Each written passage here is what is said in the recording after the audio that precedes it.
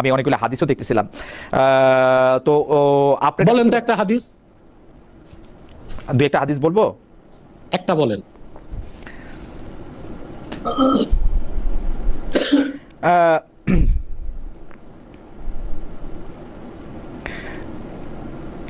এইটা নবীজির ওহী লেখক যিনি ছিলেন, যিনি সাদ, সেই ইবনে মানে তিনজনকে আমরা পাইতেছি যারা আসলে ধর্ম নেওয়ার পরে ধর্ম ত্যাগ করছিল। একজনের নাম হচ্ছে হারিথ, একজনের নাম হচ্ছে নবীজির ওহী লেখক ইবনে সাদ, এবং একজন হচ্ছে ওবায়দুল্লাহ। এই তিনজনের কাউরেই মৃত্যুদণ্ড কেন কোনো শাস্তি তিনি দেন নাই। তিনি মনে কষ্ট পেয়েছেন কে, এবং সর্বদা কিন্তু মেনে চলেছেন, সর্বদা মেনে চলেছেন লা ইকরাহা ফিদ্দিন, ধর্মে জবরদস্তি নাই। বাকারা 256 নম্বর আয়াত।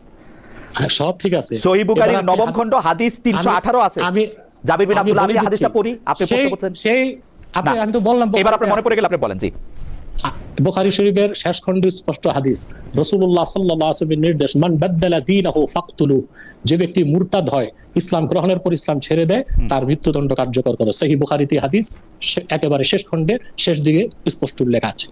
এখন যাদেরকে রাসূলুল্লাহ সাল্লাল্লাহু আলাইহি ওয়াসাল্লাম মৃত্যুদণ্ড দেন নাই, তখন পর্যন্ত মুরতাদের শাস্তি মৃত্যুদণ্ড এই হুকুম বলবৎ হয় নাই।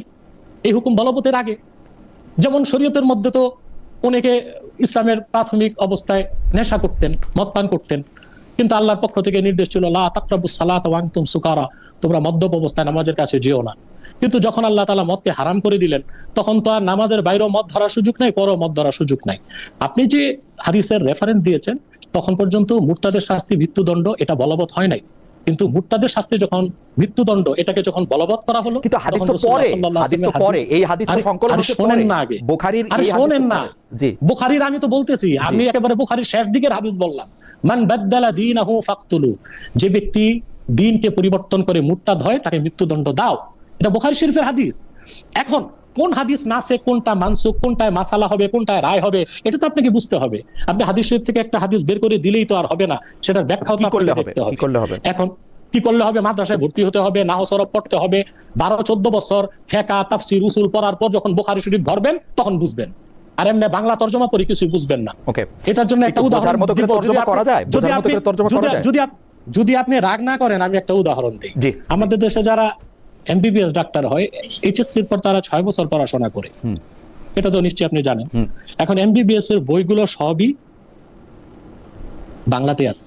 এখন মনে করেন কেউ 5 পাস, 6 পাস, 10 পাস করে ঘরে বসে 6 বছর এমবিবিএস এর বইগুলো পড়লো, তারপর ডাক্তারি করলো, রোগী মারা যাবে না? অথবা আপনি যদি দিন শিখার যে কাঠামো তার মধ্যে না এসে আপনি শুধু হাদিস শরীফ থেকে তরজমা বের করেন, তখন তো আপনি ভুল ফতোয়া দিবেন, আপনারও ক্ষতি হবে, অন্যেরও ক্ষতি হবে। আমি কোন ফতোয়া দিচ্ছি না হুজুর, আমি প্রশ্ন করতেছি আপনাকে। আরে রায় দিচ্ছেন, আপনি এত দোষ ধরেন কেন? রায় দিচ্ছেন।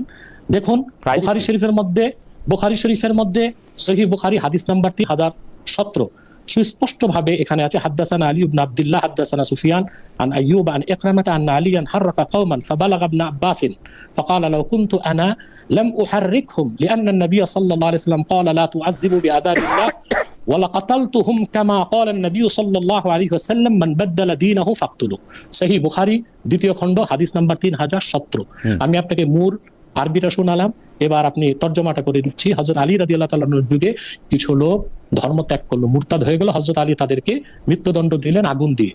হযরত ইবনে আব্বাস শোনার পর বললেন যে না, রাসূলুল্লাহ সাল্লাল্লাহু আলাইহি ওয়াসাল্লাম মৃত্যুদণ্ডের ক্ষেত্রে আগুন ব্যবহারকে নিষেধ করেছেন, বরং আমি হলে তাদেরকে তরবারি দিয়ে মৃত্যুদণ্ড দিতাম, কারণ রাসূলুল্লাহ সাল্লাল্লাহু আলাইহি ওয়াসাল্লাম ইরশাদ করেছেন মান বাদদালা দীনাহু ফাকতুলু, যে ব্যক্তি দ্বীনকে পরিবর্তন করে অর্থাৎ ঈমান আনলো না, তার প্রতি বাড়াবাড়ি চলবে না, সে মুসলিম না হোক, ইসলামের পক্ষ থেকে কোনো আপত্তি নেই। কিন্তু ইসলাম গ্রহণ করার পর ইসলাম ছেড়ে দেওয়া, সেটা ইসলাম দ্রোহিতা।